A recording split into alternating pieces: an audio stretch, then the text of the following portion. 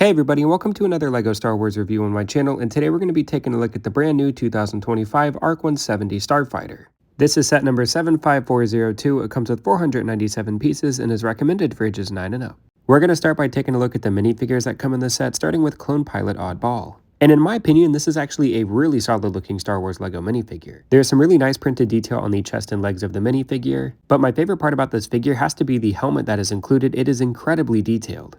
I also like the gray minifigure arms, as I feel like they complement the overall white design and gray printing on the figure as well. And as we start to make our way around to the back of the figure, you can see that this figure doesn't come with any dual molded legs, which I do feel like would have been a relatively nice inclusion. But I don't think this makes or breaks the figure's design in my opinion, and he comes with a really detailed back print as well. Removing the helmet of Oddball, we can get a good look at his face print, which I do like overall. Next up, we're going to be taking a look at Clone Pilot Jag, who is very similar in design to Oddball. The only difference is the detail found on the helmet. But again, I do like this helmet design and I feel like it's incredibly detailed for what it is. But as you can see, Jag does come with the exact same chest and leg print, and as we spin him around to the back, you're going to find the exact same back printing that was on Oddball as well. And I do like the consistency in the printing with these figures. Like I said, I find them to be pretty well detailed.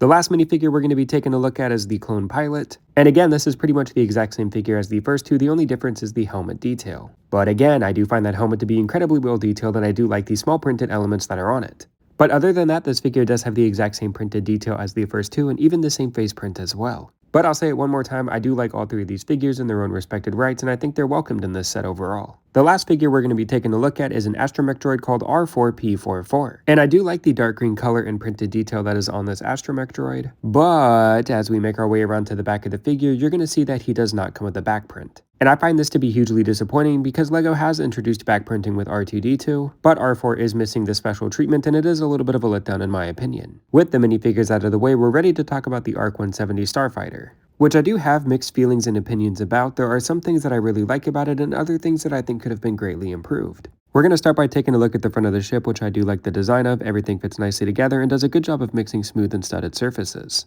Taking a look at the front engine detail of the ARC-170, it is rather simple in design, but it does work for the overall aesthetic of the ship in my opinion. The wings of this version of the ARC-170 are a lot smaller than previous iterations, but it does have a rather decent amount of detail on it for being a smaller version of wings that we've seen in the past. The circular red and white piece found on each wing is a printed piece, which is the only printed detail on this set, which is another negative of this version of the ARC-170 in my opinion, as there's a lot of sticker detail to be seen. You're also going to find a green flickfire missile found underneath each wing, and I do find this to be a relatively nice feature for kids, but you do lose some of the detail for the artillery that is underneath the wings of the ship, which is a little disappointing. Taking a look at the back of the ARC-170, you are going to find some relatively decent detail for the thrusters of the ship, as well as some more sticker detail. There are two really simple brick boat guns found on the back of the ARC-170, and they are on ball joints, which allows for the guns to be moved up and down. Their design is really simple, but they are a nice inclusion to have on the back of the ship.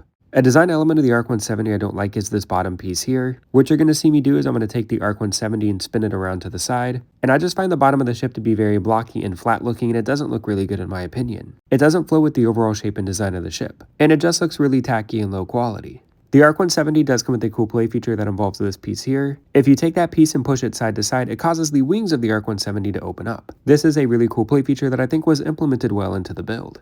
Here's a look at what the ship looks like with the wings opened at the front. And I honestly think that when you're looking at the ship from the front with the wings opened up, it doesn't look too bad. What does look bad are the stickers that are used on the windshields of the ARC-170. They are put on transparent sticker pieces, and when you push them down onto the dark plastic, it causes the white to be muddied up a bit, and I find this to be hugely disappointing. The ARC-170 is able to fit all four of the minifigures that are included in this set, and each one of the cockpits are able to be lifted up, and there's even room for the astromech droid that was included. And I do think that once you have all the clones and astromech droid into the ARC-170, they do fit in relatively nicely and look decent. The 2025 LEGO Star Wars ARC-170 retails for $70. And for me personally, I don't think it is worth that price, and it is specifically due to those sticker pieces on the windshield. I find that to be completely unacceptable in my opinion, and honestly, I don't think I would recommend getting this set. But thank you so much for watching, and be sure to like the video and subscribe for more LEGO reviews in the future.